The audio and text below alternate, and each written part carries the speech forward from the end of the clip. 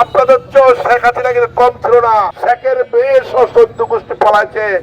আপনি এই দেশে 17 বছর বাংলাদেশে ছিলেন না, আপনি আরামে এসে লন্ডনে দিন যাপন করেছেন।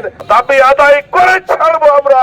12 ফেব্রুয়ারি জাতীয় সংসদ নির্বাচন হয়েছে। এই নির্বাচনে জনগণ 2টি ভোট দিয়েছে।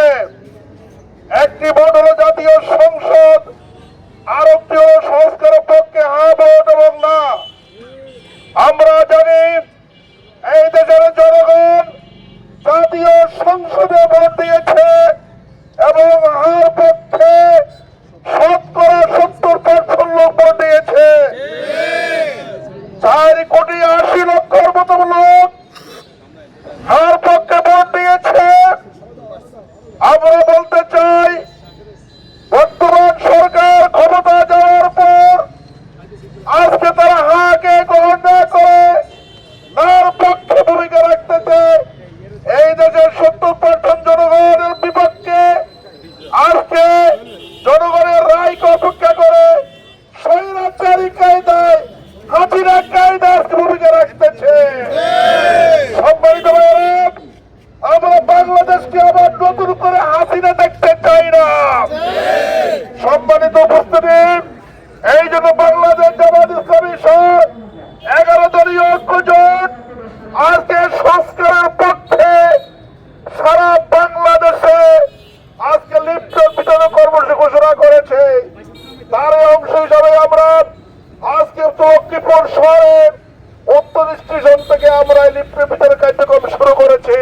সম্মানিত ভাইরা, আমাদের দাবি হলো বেশিরভাগ মুক্ত বাংলাদেশ গঠন, ভবিষ্যতে যেন আর কোন স্বৈরাচার বা বেশিরভাগ ফিরে আসতে না পারে, সেই জন্য জুলাই জাতীয় সনদের আলোকে সংবিধানের স্থায়ীভাবে নির্ধারিত তত্ত্বাবধায়ক সরকার ব্যবস্থা প্রবর্তন করা, ভারসাম্যপূর্ণ সংসদ প্রতিষ্ঠা, ধর্মীয় মূল্যবোধের প্রতিফলন, প্রধানমন্ত্রীর মেয়াদ 2 বছর বেশি হবে না, 2 মেয়াদের জন্য প্রধানমন্ত্রীর মেয়াদ এবং ক্ষমতা বিকেন্দ্রীকরণ, সাংবিধানিক প্রতিষ্ঠা নিরপেক্ষতা, স্থানীয় বিচার বিভাগ এবং মানবাধিকার রক্ষা ও ন্যায় বিচার এবং সংস্কারের স্বীকৃতি স্থায়িত্ব।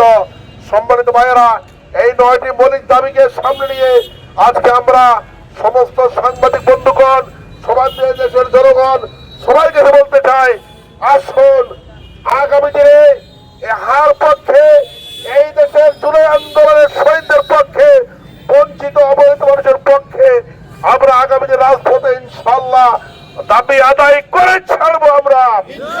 কারণ এই দাবি আদায় করে ছাড়া আমরা রাজপথ ছাড়বো না। আমরা হুঁশিয়ার করে বলতে চাই, আপনাদের চেয়েও শেখ হাসিনা কিন্তু কম ছিল না। বলেছিল শেখের মেয়ে পালায় না, শেখের বেশ অসহ্য গোষ্ঠী পালাইছে। আপনি এই দেশে 17 বছর বাংলাদেশে ছিলেন না, আপনি আরামে এসে লন্ডনে দিন যাপন করেছেন।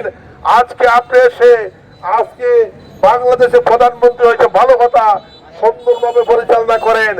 আরেকজন মনে হয় যেন আমাদের যিনি শিলংয়ে বসে বসে রং চা খেয়েছে, ভালো ভালো চা খেয়েছে, তথাকথিত স্বরাষ্ট্রমন্ত্রী আজকে বাংলাদেশে উনি জুলাই চুক্তিতে স্বাক্ষর করেছে, আজকে উনি উল্টা পাল্টা কথা বলতেছে। মনে হয় যে উনি সবচেয়ে আইন বেশি বুঝে। আমরা স্পষ্ট বলতে চাই, আপনার ওই আসাদুজ্জামান কামাল স্বরাষ্ট্রমন্ত্রী ছিল, আজকে তিনি বাংলাদেশে নাই। আপনি কিন্তু শিলংয়ে ছিলেন, প্রয়োজন আবার শিলংয়ে চলে যাবেন, কিন্তু বাংলাদেশের জনগণ এই দাবি আদায় করে ছাড়বে।